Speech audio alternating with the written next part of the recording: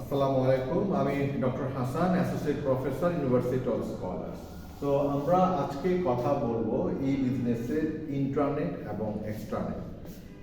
So আমরা basically internet বলতে আমরা যেটা বুঝি সাধারণত একটা প্রাইভেট নেটওয়ার্ক, সেখানে যদি অনেকগুলো কম্পিউটার থাকে সেখানে আমরা ডাটাগুলো আমরা ট্রান্সফার করতে পারি, আমরা ইন বিটুইন দ্য কম্পিউটারে আমরা স্ট্রিমিং করতে পারি অন্য কম্পিউটার থেকে। কোনো যদি সেখানে ডাটা থাকে, কোনো ফাইল বা ভিডিও ফুটেজ থাকে, সেটা এই কম্পিউটারও আমরা সেটা স্ট্রিমিং করতে পারি। সো বেসিক্যালি যেটা প্রাইভেট নেটওয়ার্ককে বোঝায় সেটা হলো ইন্টারনেট। তো আমি এখানে আমার স্লাইডে আমরা বুঝিয়েছি সেটা হলো a private network within a single company using internet standards to enable employees to access and share information using web publishing technology. Basically ইন্টারনেটটা যেমন আমরা একটা হোয়াটসঅ্যাপ গ্রুপ করি, সো এটা আমাদের একটা প্রাইভেট একটা গ্রুপ, সেটাও কিন্তু একটা নেটওয়ার্ক। এবং সেখানে যদি আমরা ওই হোয়াটসঅ্যাপ গ্রুপে 10 জন 15 জন 20 জন যদি থাকে, আমি ওদেরকে ডেটা ট্রান্সফার করতেছি, আমি আমার মেসেজ শেয়ার করতেছি, তারাও আমার সাথে মেসেজ শেয়ার করতেছে। So this is are the internet. এখন বাট আমি যদি এখন চিন্তা করতে যাই, সেই কমিউনিকেশনটা তো আমার হচ্ছে হলো অনলাইনে। অনলাইন ছাড়া তো আমি এই হোয়াটসঅ্যাপ ইউজ করতে পারবো না।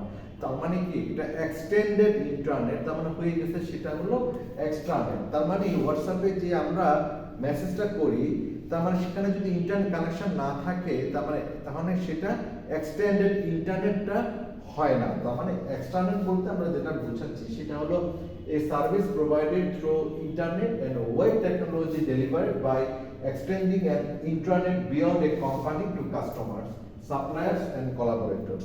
তার মানে আমরা যেটা বুঝলাম যে ইন্টারনেটের জন্য আমার ইন্টারনেট দরকার নেই। যেমন আগে আমরা যেমন 4-5টা কম্পিউটার যখন আমরা একই গ্রুপে আমরা কানেক্ট করতাম, সেটাকে আমরা বলতাম ল্যান বা লোকাল এরিয়া নেটওয়ার্ক না। আর এখন সেটা আমি যদি এখন এটাকে ইন্টারনেট কানেকশন দেই এবং সেখানে যদি আমি একটা কমিউনিটি তৈরি করি, প্রাইভেট নেটওয়ার্ক তৈরি করি, তখন সেটা হবে আমার এক্সটেন্ডেড ইন্টারনেটের মাধ্যমে যে ইন্টারনেট কানেকশনটা, সেটা হবে আমার এক্সটার্নাল। এই যে আপনারা যেটা স্লাইডে আপনারা দেখতে পাচ্ছেন যে এখানে যেমন ইন্টারনেট, এটা অলরেডি ওপেন, সবাই দেখতে পাচ্ছে। আপনি আপনার একটা ওয়েবসাইট, সেটা আপনি ওয়ান পেজ, আপনার টাইটেল পেজটা সবার জন্য উন্মুক্ত রাখলেন, সেটা দেখতে পাচ্ছে। কিন্তু সেটাকে যদি আপনি একটা ইউজার নেম ক্রিয়েট করার জন্য আপনি যদি বলেন যে ওখানে আপনাকে ইউজার নেম ক্রিয়েট করতে হবে আপনার প্রোডাক্টগুলো দেখার জন্য, বা আপনি যে জিনিসগুলো আপনি অফার করতেছেন সেই জিনিসগুলোকে ইউজ করার জন্য একটা ইউজার অ্যাকাউন্ট তৈরি করা লাগবে, তখন কিন্তু বেসিক্যালি এই জিনিসগুলো কিন্তু ব্যাকএন্ডে কাজ করে একজন। তার মানে কি, একটা আইটি ডিপার্টমেন্ট তখন কাজ করে, হ্যাঁ।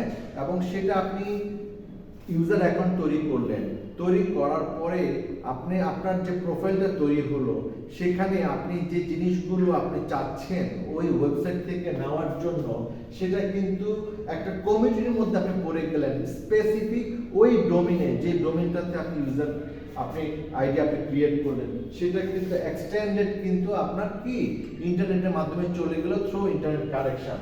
এবং এটা তখন কি করে, পারচেজিং করে, মার্কেটিং করে। এবং এই পারচেজিং এর মার্কেটিংটা কারা করে? পারচেজিং করে আপনি করলেন, মার্কেটিং কারা করে? তারা যারা এই কোম্পানি যারা বিলং করে, ওয়েবসাইটে যারা আইটি ডিপার্টমেন্ট ব্যাকএন্ডে যারা কাজ করে ইন্টারনেটে। তার মানে আমরা এখন দেখতে পাচ্ছি যে এক্সট্রানেট হলো ইন্টারনেট এবং ইন্টারনেটের সমন্বয় করে, আর ইন্টারনেট হলো যেটা সবার জন্য ওপেন। আপনি একটা জেনারেল ইনফরমেশন দিলেন, কেউ যদি মনে করে যে ইনফরমেশন পড়ে সে আরো মোর ডিটেইলস আপনার প্রোডাক্ট সম্বন্ধে জানতে চায়, প্রোডাক্ট দেখতে চায়, তখন সে একটা ইউজার আইডি ক্রিয়েট করে কিন্তু সে তখন নেক্সট প্যানেলে চলে গেল।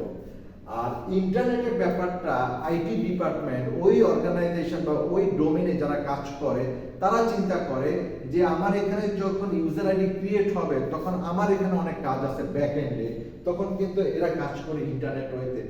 ইন্টারনেট ওয়েতে মানে কি, তখন ওই যারা ইউজার আইডি ক্রিয়েট করলো তাদেরকে যেন তারা কানেক্ট করতে পারে, তখন তারা এখানে কাজ করে। আপনারা দেখতে পাচ্ছেন এখানে যে ইন্টারনেট, এক্সট্রানেট এবং ইন্টারনেট, এখানে সাপ্লায়ার্স, কাস্টমার্স, কোলাবোরেটরস, এরা এদের মধ্যে কমিউনিকেশন। সাপ্লায়ার্স, কাস্টমার্স, কোলাবোরেটরস, এদের মধ্যে কমিউনিকেশন। তার মানে এখানে এই ইন্টারনেট এবং এক্সট্রানেটের মধ্যে সাপ্লায়ার্সরাও কমিউনিকেশন করে একই প্যানেলে, কাস্টমার্সরাও কোলাবোরেশন করে এবং যারা কোলাবোরেটর আছে, মানে যারা প্রতিদিন ওই সাইটটাতে হিট করতেছে, তারা দেখে যে নতুন নতুন কি প্রোডাক্ট আসতেছে। প্রোডাক্টটা দেখা একটা জিনিস, আর প্রোডাক্টটাকে পারচেজ করার জন্য একটা আইডি ক্রিয়েট করে নিজে প্রোফাইল দিয়ে সেটাকে পারচেজ করা, সেটা আরেকটা জিনিস, কিন্তু সব কিন্তু একই ডোমেইনে হচ্ছে। আচ্ছা, এবার আসি হলো আমরা এখন বেসিক্যালি আমরা জানতে চাইবো যে অনলাইন সার্ভিসে অ্যাকচুয়ালি বেসিক্যালি কাস্টমারের ভ্যালুর কি বেনিফিট আছে। So I found there are 6 C's which are the benefits of online services to show different types of customer value.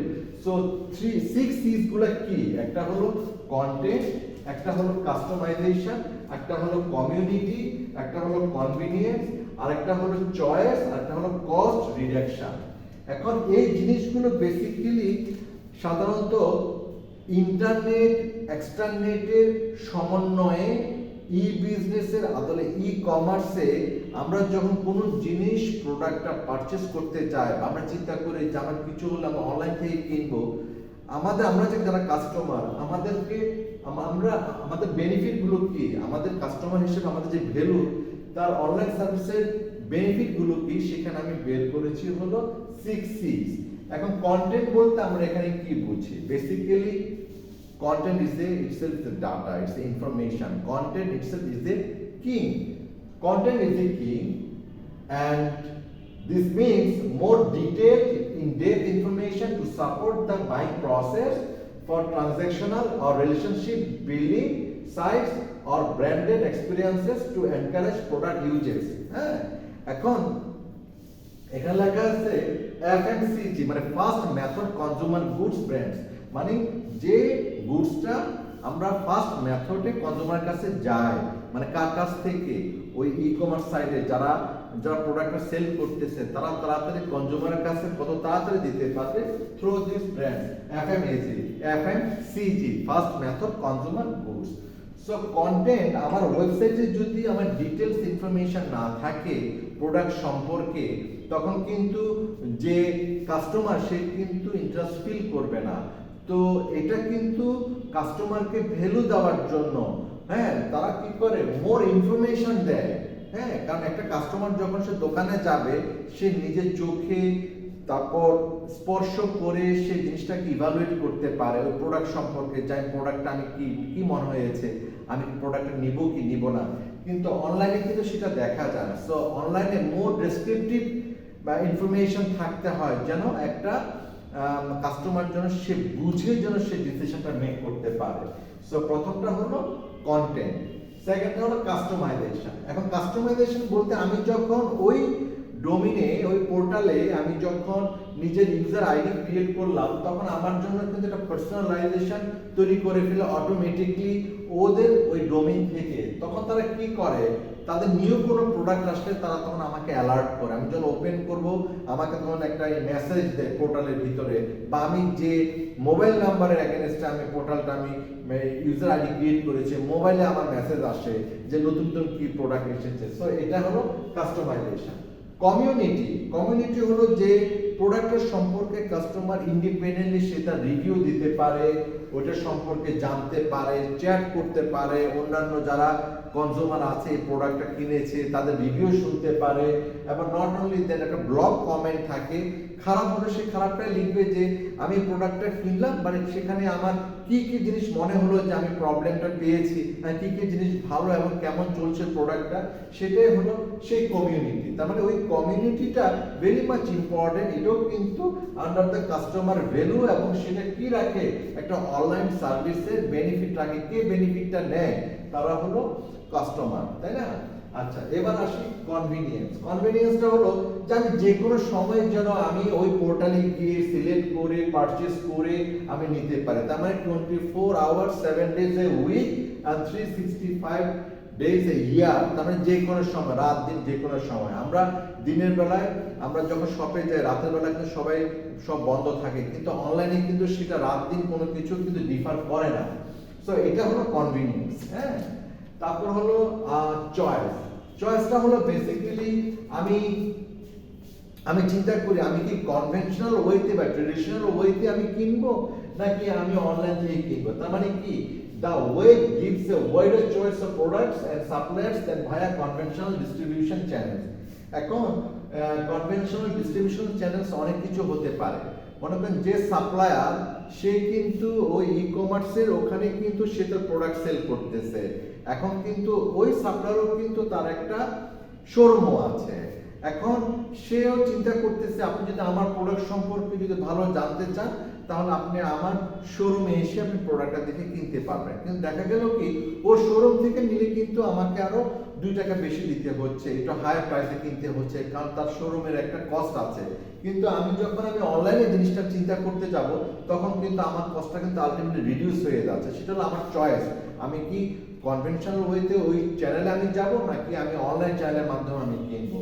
সেই জিনিসটা কিন্তু আমি কস্ট রিডাকশনের কথাটা আমি বলেছি লাস্ট নট দ্য লিস্ট, সেটা হলো কস্ট রিডাকশন। এটাও কিন্তু একটা লাস্ট বেনিফিট আমাদের কাস্টমার ভ্যালু এনে দেয়। হ্যাঁ, সেটা কি যে often মানে actually the internet is widely perceived as a relatively low cost place of purchase. Obviously সবাই আমরা দেখি যে যেখানে আমি ভালো প্রোডাক্ট পাবো কম প্রাইসে সেখান থেকে আমি কিনবো। সো যেহেতু আমরা অনলাইনে আমরা কিনি এবং অনলাইন সবকিছু দেখে কিনি, রিভিউ দেখে কিনি যে আমি সেখানে কিনলে আমি বেনিফিট হবে কিনা, আমি সেখানে কিনলে আমি যে প্রোডাক্টটা কিনবো সেটা আমি ভালো প্রোডাক্ট পাবো কিনা। সো এই হলো আমার 6 C's, যেটা হলো benefits of online services to show different types of customer value. এখন আমরা জানবো হলো barriers two consumer internet adoption. Basically সবাই আমরা স্মার্টফোন ইউজ করি, কম্পিউটার ইউজ করি, বাট একেবারে সবাই তো আমরা ইউজ করতে জানি না। হয়তো অনেকে স্মার্টফোন ইউজ করে কিন্তু সবাই তো ফুল ফাংশন বুঝে না। দেখা গেছে যে সেখানে কাস্টমারদের কি ধরনের ব্যারিয়ার ওরা ফিল করে, কি ধরনের বাধা ওরা ফিল করে। দেখা গেছে যে some of the barriers to using the internet in particular for consumer purchase is clear from a survey of perceptions in different countries. Obviously এটা কান্ট্রি টু কান্ট্রি ভেরি করে। এখন যদি আমি চিন্তা করতে চাই বাংলাদেশের প্রেক্ষাপটে, যে কিনা এতটা ওয়েল এডুকেটেড না, সে লো প্রাইস ইনকাম করতেছে বা সে টাচ ফোন ইউজ করে, তার জন্য কিন্তু সে বুঝতে পারবে না যে সিকিউরিটি এখানে কি ইস্যু আছে অনলাইনে কেনাকাটার জন্য। সেখানে একটা সিকিউরিটি প্রবলেমে সে একটা ব্যারিয়ার ফিল করতে পারে। ল্যাক অফ স্কিলস, সে যদি ফাংশন বুঝতেছে না কিভাবে, কারণ সেখানে ইউজার আইডি ক্রিয়েট করতে হয়, কারণ সেখানেও সে নাও বুঝতে পারে। ল্যাঙ্গুয়েজের যে ব্যারিয়ার, ল্যাঙ্গুয়েজের কারণ হয়তো বুঝতে না পারে। অ্যান্ড ল্যাক অফ ট্রাস্ট, তার কাছে মনে হলো আমি অনলাইনে দেখে চমকপ্রদ ছবি দেখে আমি কিনবো, যদি আমি ঠকে গেলাম বেটার আমি গিয়ে সচক্ষে এবং স্পর্শ করে দেখে আমি কিনবো, সেটা বেটার। তো তার একটা ট্রাস্টের একটা ব্যাপার আছে। সো এই ধরনের ব্যাপারগুলো আসলে ব্যারিয়ার তৈরি করে টু কনজিউমার ইন্টারনেট অ্যাডপশন। তার মানে আমরা বলতে পারি this lack of demand for internet services from this group needs to be taken into account while forecasting future demand. Obviously এই জিনিসগুলোকে আমরা ফিউচার ডিমান্ডগুলোকে আমরা অ্যাডপ্ট করতে পারবো যদি আমরা আমাদের এই ব্যারিয়ারগুলোকে আমরা রিজলভ করতে পারি। আমরা আমাদের যে স্কিলসগুলোকে আমরা যদি সেভাবে আমরা নিয়ে আসতে পারি এবং আমাদের যে সিকিউরিটি ইস্যুগুলো সেগুলো যদি আমরা বুঝে আমরা পারচেস করি, তাহলে আমরা এই ধরনের ব্যারিয়ার আমরা ফিল করবো না। আর সেই সাথে আজকে তাহলে এতটুকুই আমাদের আজকের লেকচার। আমি পরবর্তী অন্য ভিডিওতে আমি আরেকটা নিউ টপিকস নিয়ে আসতেছি। সে পর্যন্ত খোদা হাফেজ, আসসালামু আলাইকুম।